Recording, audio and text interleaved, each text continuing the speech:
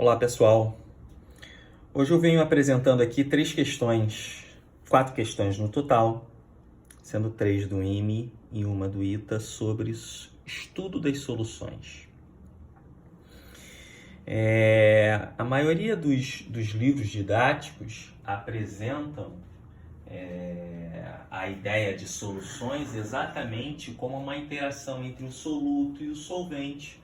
O soluto é aquele que será dissolvido e o solvente é aquele que vai dissolver aquela quantidade de soluto que foi colocada,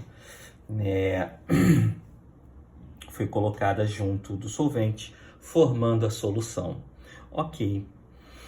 Então, nós temos aí algumas unidades de concentração muito importantes, como a concentração da quantidade de matéria, antigamente conhecida como molaridade ou concentração molar. Essas duas não existem mais, é concentração da quantidade de matéria. Molaridade, densidade, concentração comum. Então, a primeira questão é uma questão, acho que de 2010, só que teve uma questão bem análoga na década de 60 ou 70 que falava do nitrato de zinco. E ele pede a massa específica. Há uma diferença entre massa específica e densidade, né? Ora, em determinadas condições, uma solução de carbonato de potássio, então um carbonato de potássio é o nosso soluto, K2CO3 é o soluto. Em água, então, a água será o nosso solvente, conhecido como solvente universal. Ok. É 3,10 mol por quilo, e aí eu já organizei. Isso aqui antigamente se chamava molal, vem da molaridade, ou seja, a molaridade é a razão da massa de solvente, que é 1 quilo, que no caso vai ser a água, que corresponde a 3,10 mol de carbonato de potássio. E a segunda informação que o problema coloca é a seguinte, é que nós temos 2,79 mol por litro de solução. Então ele pede a massa específica, que na verdade é a densidade. Na solução, a ideia de massa específica e densidade tornam-se iguais. Mas na verdade, na teoria em si, isso não é cabível, né? Bem, sabemos que a densidade é a razão da massa da solução pelo volume da solução, também da solução. Cuidado para não confundir com a concentração comum, que é a massa do soluto pelo volume da solução. Então, o que eu vou calcular? Eu vou calcular a massa da solução. Ok. Como é que eu vou fazer isso? Primeiramente, eu vou calcular a massa de solvente para 2,79 mol de carbonato de potássio.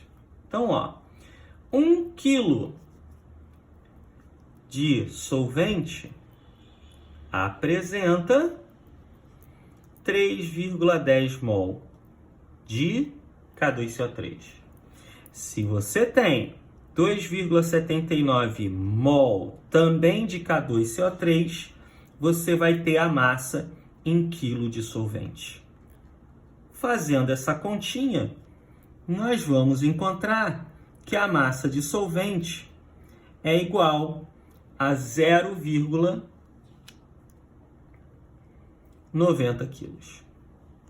Show de bola. Bem, agora eu vou determinar a massa de soluto.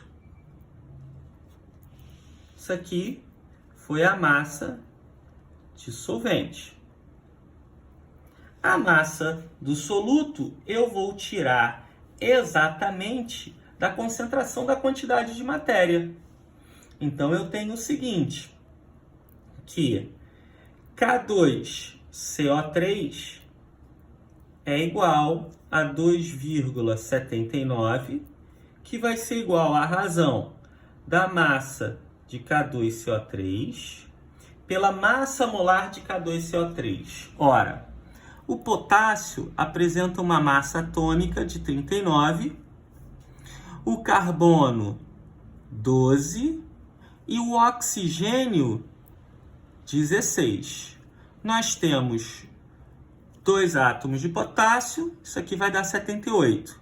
Nós temos um de carbono, 12, e nós temos 3 de oxigênio, ó. 3 de oxigênio, 16 vezes 3, 48.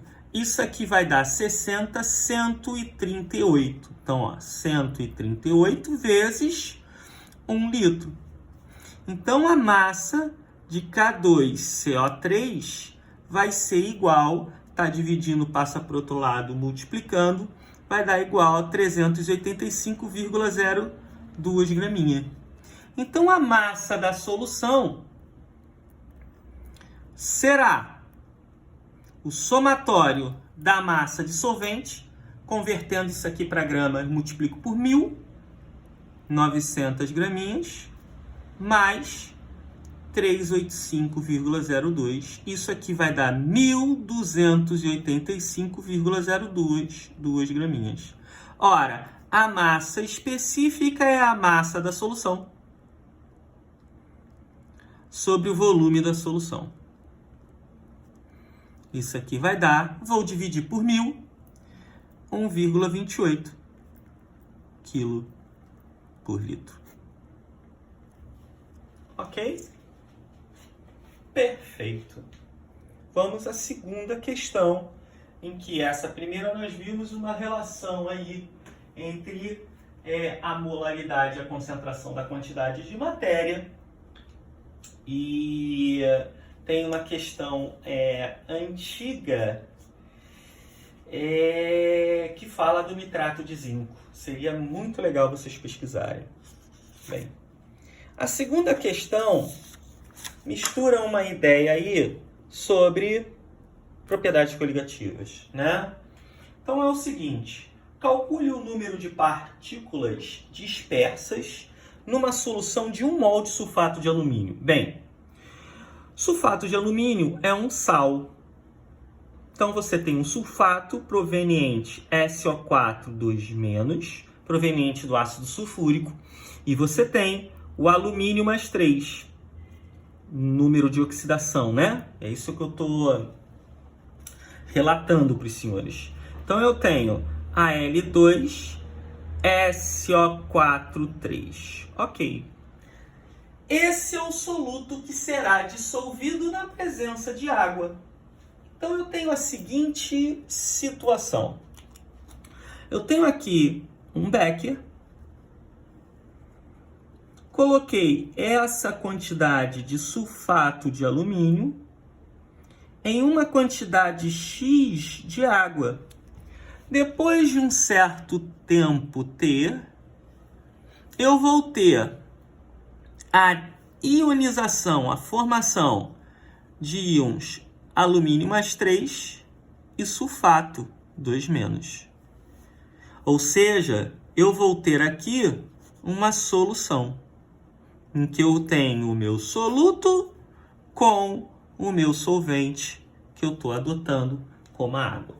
Ele diz que essa dissociação, essa separação ocorre em um grau de dissociação de 70%. Então você tem aí uma definição importante que trata-se do fator de Van Hoff.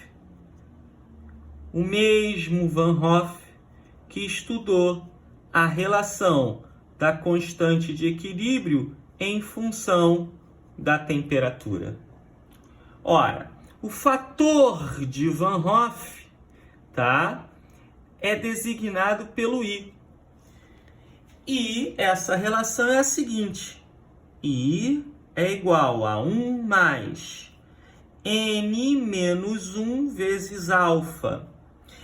Essa relação aqui você consegue determinar a partir da tabela de equilíbrio químico. Ou seja, início, reage e equilíbrio. Isso eu vou apresentar exatamente em uma aula específica de propriedades coligativas, que eu vou começar a realizar. Ok? Perfeito. Ora, N é o somatório de cargas positivas e negativas e alfa é o grau de dissociação. Perfeito. Ora, então eu tenho aqui, ó, alumínio, sulfato de alumínio, 3, sólido. Na presença de água, olha a interação da solução, soluto e solvente. Eu tenho 2 de alumínio mais 3, aquoso, mais 3 de sulfato, 2 menos aquoso. Ora, eu também posso definir soluções exatamente por essa relação aqui, ó. O número de cargas positivas, 2 vezes mais 3 é igual a mais 6. 3 vezes menos 2 é menos 6. O somatório de mais 6 com menos 6 é 0. Então, solução trata-se de uma interação em que o somatório das suas cargas tem que ser nula. Ok? Ora, então eu tenho o seguinte, vou calcular o fator de Van Hoff. Então, ó, I vai ser igual a 1 mais N é o número de cargas positivas e negativas. Então, é 3 mais 2, eu não levo em consideração o que está multiplicando, não. 3 com 2, 5, menos 1, que multiplica o grau de dissociação, 0,70. 5 menos 1, 4, vezes 0,7, 2,80, mais 1, 3,80. Então, ó, o número de partículas será o seguinte, 3,80, em que esse número está inserido o grau de dissociação, que equivale a 70%, e o número de partículas, de cargas que o sulfato de alumínio apresenta, 2 com 3, 5. Ora, essa quantidade enorme aqui equivale a um número bem conhecido, ou seja, o número de Avogadro, 6,02 vezes 10 elevado a 23, o quê? Partículas dispersas. A partir desta multiplicação, você resolve o problema, ou seja, 3,8 vezes 6,02, isso aqui vai dar 2,29, então o número de partículas vai ser 2,29 vezes 10 elevado a 24 de quantidade de partículas dispersas de sulfato de alumínio numa quantidade de solvente. Ok? Perfeito? Isso aqui trata-se do efeito coligativo quando nós temos solutos iônicos, né? Na época, no estudo de propriedades coligativas,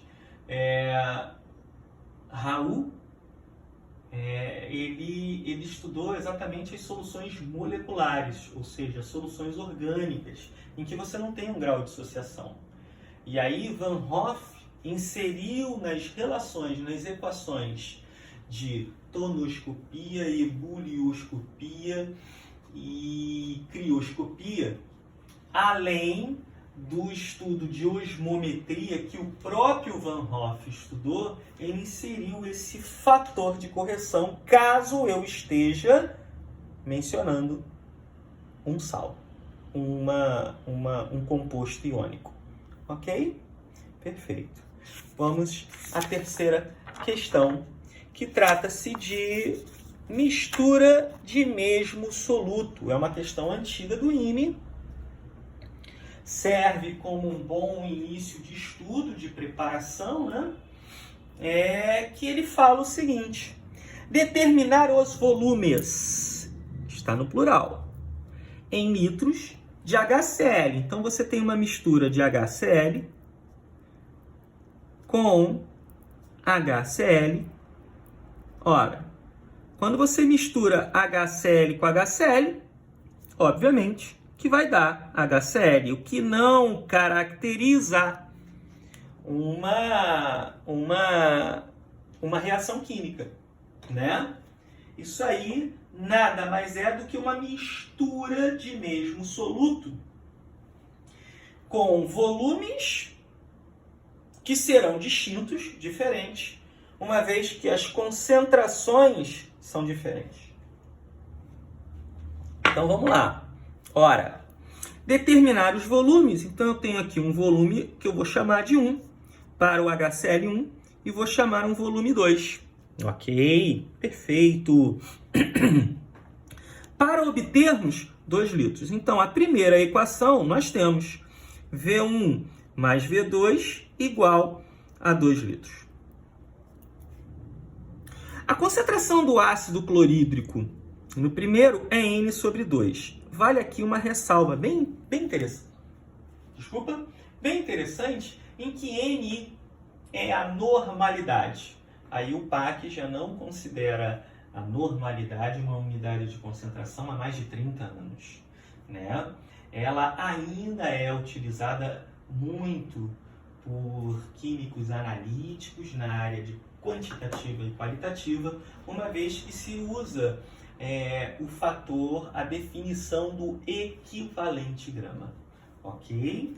Bem, aqui eu poderia colocar qualquer letra. Naquela época, ele realmente colocou M por causa da normalidade, mas isso não vai impactar em nenhum problema na resolução da nossa questão, ok? Poderia ser um W, um G, um A, um Mzão, né, de concentração da quantidade de matéria, mas ele botou M. E você observa que ele nem definiu o que seria esse M, né? Então, ó, aqui N sobre 10 para que dê uma solução N sobre 5. Ok. Diante disso eu tenho N sobre 2 vezes V1 mais N sobre 10 vezes V2 igual a N sobre 5 vezes 2 litros. Está aqui, eu vou ter que resolver este sistema. Uma vez que eu simplifico N e tiro o MMC de 2, 10 e 5, que vai dar 10. Ok? Então, ó, já estou resolvendo o problema. 10 dividido por 2, 5. 5V1. Mais 10 dividido por 10, 1 vezes V2, V2. 10 dividido por 5, 2. Isso aqui vai ser igual a 4. Então, as minhas equações que vai originar no meu sistema vai ser 5V1 mais V2 igual a 4. E a segunda equação, V1 mais V2 igual a 2. Diante disso, eu resolvo pelo método da diferença. 5V1 menos V1 dá 4V1. Isso aqui simplifica, dá 0, né? V2 menos V2 igual a 0. 4 menos 2, 2. Então, ó, V1 é igual a 2 dividido por 4, 0,50 litros. Senhores, se o volume 1 é 0,50 para um total de 2, V2 é igual a 1,50 litros. Ok? Perfeito? Tá aqui a resolução do nosso penúltimo exercício do IME. Agora eu vou fazer uma questãozinha do ITA, que também é sobre soluções, que diz o seguinte, é uma questão direta, e não lembro se, eu acho que não era objetiva não, tá? O ácido nítrico é um ácido forte, ele diz que é concentrado, uma coisa é ser concentrado, outra coisa é ser forte. Então, o ácido nítrico apresenta a fórmula molecular HNO3. Ele é um oxiácido, porque apresenta oxigênio, e ele é um ácido forte. Apresenta 67% em massa. Antigamente utilizavam muito o termo peso, mas peso está errado, porque peso tem gravidade. Esse 67% em massa significa o seguinte, 67 graminhas de HNO3 para um total. Quanto é que é o total? Se é o percentual, são 100 gramas de solução. Vamos pensar o seguinte, o problema não diz isso, mas dá para a gente imaginar, né? Se eu tenho 100 gramas de solução e 67 gramas de HNO3, ou seja, esse cara aqui é o soluto. Quanto é que eu vou ter de solvente? 100 menos 67, eu vou colocar aqui, ó, 33 graminhas de água. Ok? Perfeito. Ora, que massa dessa solução? Massa da solução. Eu vou ter que calcular alguma coisa aqui, ó, referente a ácido nítrico. Deve ser usada para preparar 1 litro de uma solução 1 mol por litro de ácido nítrico. Então, ó, a partir da concentração da quantidade de matéria, eu vou calcular a massa de ácido nítrico. Isso aqui é a razão da massa de ácido nítrico. Massa molar do ácido nítrico. Hidrogênio 1, nitrogênio 14, oxigênio 16. Eu tenho 1 de hidrogênio, 1 vezes 1, 1. Eu tenho 1 de nitrogênio, 14 vezes 1, 14. Eu tenho 3 de oxigênio, 16 vezes 3, 48. Somando tudo, 62,63 gramas por mol. Então, ó, aqui são 63. Vezes o volume da solução. Ele diz que é de 1 litro.